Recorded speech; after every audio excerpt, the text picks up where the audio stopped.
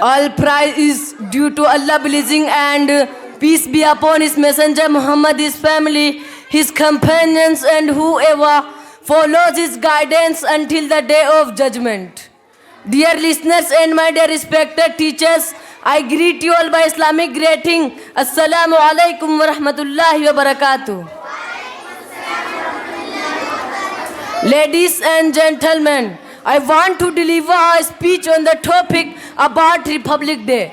Today, 26 January, we are celebrating 75th Republic Day. First of all, I wish you a very happy Republic Day.